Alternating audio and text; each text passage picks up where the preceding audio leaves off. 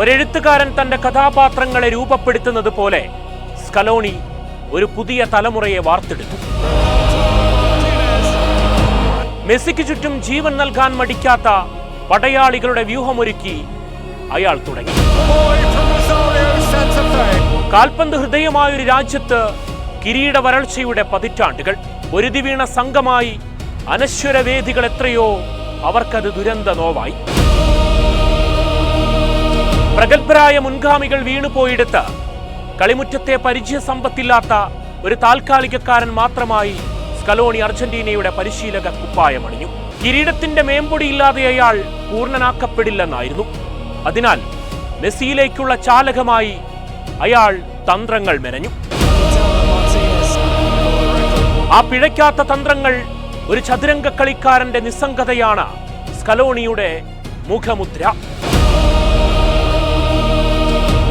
മൈതാന താരവങ്ങൾ ഉയരുമ്പോഴും അയാൾ ഒരു ഹിമാലയം പോലെ ശാന്തനായി നിലകൊണ്ടു. ഓരോ മത്സരങ്ങളിലും വ്യത്യസ്ത ഇലവൻ, വിവിധ പ്ലാൻ, വിവിധ സ്ട്രക്ചർ. എതിരാളികളുടെ കരുത്തനുസരിച്ച് ടീമിനെ സെറ്റ് ചെയ്യുന്നു. ലാറ്റിൻ അമേരിക്കൻ കളിയഴകിനപ്പുറം വേണ്ടത് ജയമാണെന്ന് അയാൾ ഉറച്ചു വിശ്വസിച്ചു. പരാജയത്തിന്റെ നാളുകൾക്ക് ശേഷം അർജന്റീന ജയിച്ചു തുടങ്ങി.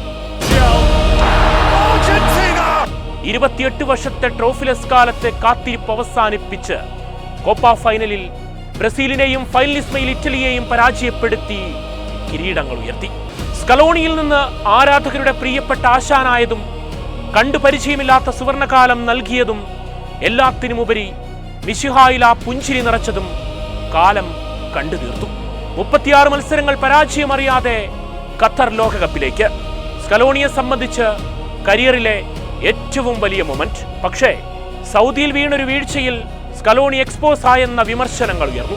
പക്ഷെ പിന്നെ അങ്ങോട്ട് അറബ് മണ്ണിൽ രാജാവിന്റെ പട്ടാഭിഷേകത്തിനായുള്ള നാൾ വഴികളാണ്. അർജന്റീനയുടെ ഡഗ്ഔട്ടിലിരുന്ന് ആരും പ്രതീക്ഷിക്കാത്ത ഒരു മഹാകാവ്യം രചിച്ച് സ്കലോണി പൊട്ടിക്കരഞ്ഞു.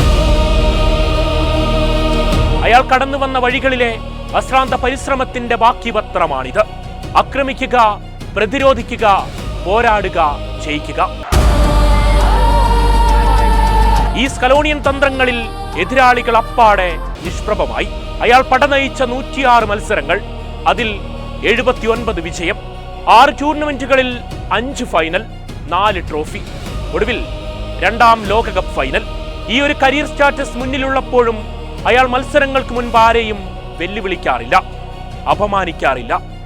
ജയിച്ചു നിൽക്കുമ്പോഴും പിന്നിൽ നിൽക്കുമ്പോഴും ഒരേ വികാരം. തിരിച്ചു വരാനുള്ള വഴികൾ അയാൾ മനസ്സിൽ കണ്ടിരിക്കും. ഈജിപ്തിനെതിരെയും ഇംഗ്ലണ്ടിനെതിരെയും ഒരു സ്കലോണിയൻ ഇറ അത് ലോകം കൺകുളിർക്ക കണ്ടു.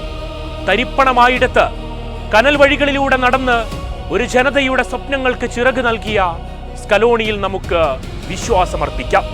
മെസ്സിയിലേക്ക് അയാൾ ഒരുക്കുന്ന നിഗൂഢ തന്ത്രങ്ങളിൽ ഈ വിശ്വകിരീടവും ആ ജനത കാത്തിരിക്കുകയാണ്.